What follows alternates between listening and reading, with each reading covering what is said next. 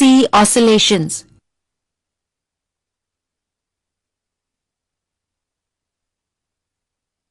We are all aware that if two ends of a charged capacitor are connected by a conducting wire or a resistor, then the capacitor gets discharged. As a result, the energy stored in the capacitor is dissipated in the form of joule heat.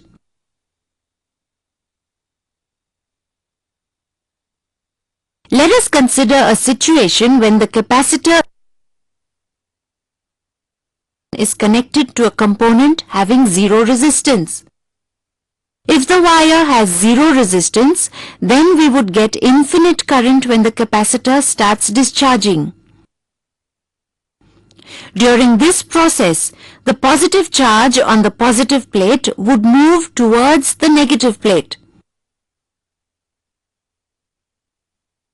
The question arising in our mind is, what does one mean by an infinite current? The answer to the above question would be that we never have a resistor having zero value of resistance. Let us consider an inductor having negligible resistance connected to a capacitor. Such a circuit is called an LC circuit. Here we shall assume that the capacitor is initially charged, that is, at time t is equal to 0. Let Q0 be the charge on the capacitor at time t is equal to 0. The inductor is connected to the capacitor at this instant of time. Let Q be equal to charge on the capacitor at time t is equal to t. And current I flow through the circuit due to the discharge of the capacitor. Therefore, applying Kirchhoff's law to the closed circuit, we have minus L into di by dt plus Q by C is equal to 0. But I is equal to minus dq by dt. Since here negative sign indicates that the charge on the capacitor is decreasing with time. Therefore, L into d squared Q by dt squared plus Q by C is equal to 0. Therefore, d squared Q by dt squared is equal to minus Q by LC. The above differential equation is identical to the differential equation d squared y by dt squared is equal to minus omega 0 squared y of the simple harmonic motion. Here Q is analogous to the variable y and omega 0 squared is analogous to 1 by LC. The solution of the above equation would be Q is equal to Qm sine omega 0 t plus phi. Here Qm and phi are the constants and can be determined from the initial conditions. At time t is equal to 0, Q is equal to Q0. Therefore, substituting the above condition in equation, we have Q0 is equal to Qm sin phi.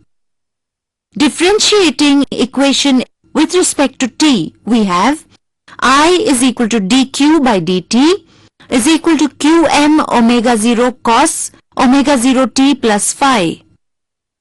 But at time t is equal to 0, I is equal to 0. Therefore, 0 is equal to Qm omega 0 cos phi. Therefore, phi is equal to pi by 2. Since Qm and omega 0 are not 0. Substituting the value of phi in equation, we have Qm is equal to Q0.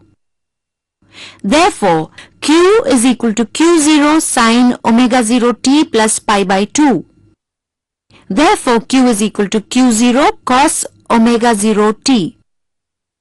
The above equation suggests that the charge on the capacitor is changing in a periodic manner. From equation, we have I is equal to dq by dt is equal to minus Q0 omega 0 sin omega 0 t. The above equation suggests that the current flowing through the inductor also changes in a periodic manner with respect to time. At time t is equal to 0, the charge on the capacitor is maximum and the current flowing through the inductor is 0. The electric field intensity will be maximum in the above case. As a result, the energy associated with the field Q squared by 2C will also be maximum. The energy associated with the magnetic field of the inductor will be 0. With the passage of time, the charge on the capacitor decreases and hence the energy associated with the electric field of the capacitor also decreases with time. At the same time, the current through the inductor also increases with time. This increases the magnetic field associated with the inductor and hence the energy associated with the magnetic field 1/2 Li squared. We can conclude that the energy of the electric field of the capacitor gets converted into the energy associated with the magnetic field of the inductor.